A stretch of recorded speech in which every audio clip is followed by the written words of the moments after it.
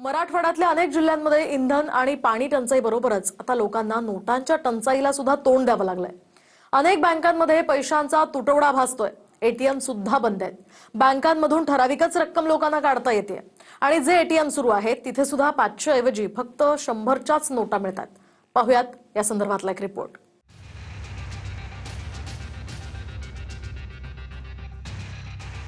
नोटबंदीत अख्खा देश बँकांबाहेर रांगेत उभा राहिल्यानंतर आता मराठवाड्यात पुन्हा तीच परिस्थिती उद्भवते की काय अशी शंका येऊ लागली आहे। मराठवाड्यातल्या अनेक जिल्ह्यांमध्ये बँकांमध्ये चलन तुटवड्याच्या तक्रारी येऊ लागल्या आहेत। लातूर जिल्ह्यामध्ये अनेक बँकांमध्ये पैसे काढायला आलेल्यांना ठराविकच रक्कम दिली जाते। अनेक एटीएम देखील बंद आहे, त्यामुळे बँका आणि एटीएम मधले पैसे गेले तरी कुठे असा प्रश्न लोक विचारू लागलेत। परभणीमधल्या अनेक बँकांमध्येही कॅश उपलब्ध नाहीये। अनेक एटीएम मध्ये खडखडाट आहे। जी काही मोजकी एटीएम सुरू आहे तिथूनही 500 रुपयांच्या नोटा गायब आहेत। फक्त 100 रुपयांच्या नोटा मिळत आहेत। अडचण काय? बंद आहेत, सगळे एटीएम बंद आहेत। बरं. आणि बँकेमध्ये गेल्याच्या नंतर काय अडचण येतात? कॅशचा प्रॉब्लेम। किती वेळापासून थांबले दादा? एक तास झाला सर, एक दीड तास। बरं. पंधरा- सगळी गर्दी दिसते। हो, 15 दिवस झाले सर, असाच प्रॉब्लेम आहे सेम। बरं. रोज यायलो एटीएम ला, रोज तर कॅशच नव्हती, आज तरी आहे आणि फक्त 4000चीच लिमिट आहे रोज।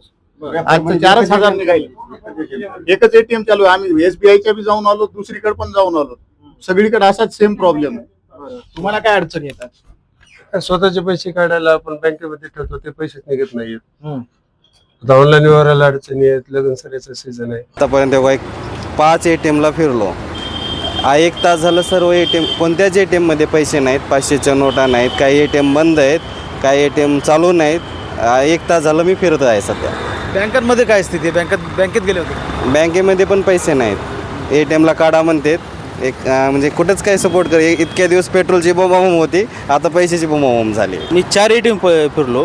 बँकेमध्ये गेल्यानंतर की कॅश तुम्ही फक्त एटीएमने काढा म्हणतात, एटीएमने आणि ऑनलाईन ट्रान्सफर करा म्हणतात। कॅश तर कुठंच अवेलेबल नाही। याबद्दल विचारणा केल्यावर बँकांनाच अपुरा चलन पुरवठा होत असल्याचं काही अधिकारी खासगीत सांगताय। मात्र चलन तुटवडा नेमका कशामुळे, 500च्या नोटांच्या तुटवड्याचं कारण काय, याची ठोस उत्तरं कुणीच देत नाहीये। मला माझा चेक लावला आहे, माझ्या मिस्टरांचं ऑपरेशन झालेलं आहे, मला खूप गरज आहे पैशाची। माझा 82,000चा चेक आहे, पण हा नाकार देतात मला की पैसे नाही आहेत बँकेत, म्हणून मग आम्ही काय करायचं? सध्या लग्न सराईसोबत शेती मशागतीची कामंही सुरू आहे। बियाणे खरेदीसाठी अनेक शेतकरी खात्यांमधून पैसे काढताय। मात्र बँकांमध्ये तुटवडा असून बाहेर एटीएम देखील बंद आहे। काही बँक अधिकाऱ्यांना नोटांचा तुटवडा कशामुळे ते काहीच उत्तर देत नाहीत। 500च्या नोटा कुठे गेल्या, त्याऐवजी 100च्या नोटा का दिल्या जात आहेत, या प्रश्नावर सुद्धा बँक अधिकारी उत्तर देत नाहीयेत। भाजपचे खासदार अशोक चव्हाणांच्याच नांदेडमधील भोकरदनमध्ये बँकेतून एका वेळी फक्त 5000च लोकांना दिले जात आहेत। दैनिक लोकसत्ताच्या रिपोर्टनुसार नांदेडसारख्या जिल्ह्यात बँकिंगद्वारे रोज किमान 70 कोटींची तर छत्रपती संभाजीनगरात रोज 150 कोटींचा व्यवहार होतो। मात्र नोटांच्या तुटवड्यामुळे अनेकांची कामं रखडली आहेत। परभणीमध्ये गेल्या काही दिवसांपासून सातत्याने कॅशचा मोठ्या प्रमाणामध्ये तुटवडा निर्माण झाला आणि त्यामुळे सामान्य नागरिकांचे जे व्यवहार आहेत ते रखडलेले पाहायला मिळतात। मी सध्या परभणीच्या जिल्हा मध्यवर्ती बँकच्या एटीएमच्या बाहेर आहे। या ठिकाणी आपण बघताय की मोठी गर्दी जी आहे ती एटीएम मध्ये बघायला मिळते, कारण अनेक शहरातले जे एटीएम आहेत ते बंद असल्यामुळे अशा पद्धतीने या ठिकाणी गर्दी आपल्याला पाहायला मिळते आणि नागरिक या ठिकाणी पैसे काढतात। किती पैसे निघतात? 4000। बरं. बाकीच्या एटीएम वर गेलेत काय? मराठवाड्यात आधीच काही भागांमध्ये पेट्रोल डिझेलच्या टंचाईनं रांगा लागल्यात। पाणी टंचाईमुळे टँकर आणि विहिरींवर देखील भांड्यांसोबत रांगा लावल्या आहेत। सिलेंडर तुटवड्यामुळे व्यावसायिकांसोबत घरगुती कनेक्शनवाल्यांनाही रांग लावावी लागते। त्यानंतर आता हक्काचे पैसे काढण्यासाठीही रांग लावावी लागते। यामुळे लोकांनी तीव्र नाराजी व्यक्त केली आहे। परभणी, लातूर, धाराशिव, हिंगोली, बीड या भागातून चलन तुटवड्याच्या सर्वात जास्त तक्रारी येत आहेत। संभाजीनगरातून बऱ्याच लोकांच्या, मराठवाड्यातून मला फोन आलेले की बँकामध्ये नोटा उपलब्ध नाही आहे 500च्या। लग्न सराई आहे, 14 तारखेला शेवटची तीत आहे। लोकांना चलनाची आवश्यकता असते, कॅश। सगळेच काय डिजिटल ऑनलाईन पेमेंट नाही करू शकत, काही गोष्टी चलनला आवश्यक असतं आणि ते चलन अतिशय कमी प्रमाणात. मी तिथल्या लीड बँकेचे जे सगळे प्रमुख आहे मराठवाड्याचे त्यांच्याशी बोललो.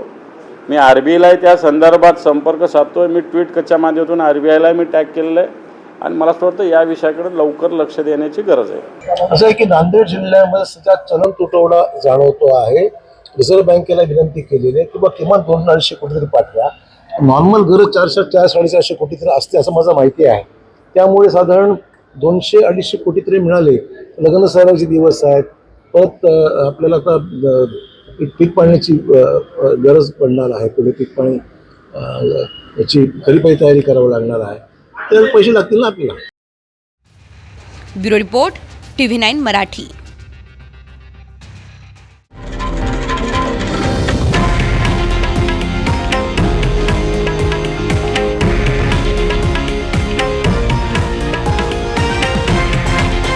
हे आहे देशातील नंबर 1 न्यूज नेटवर्क आणि आपण पाहत आहात TV9 मराठी, एकमेव.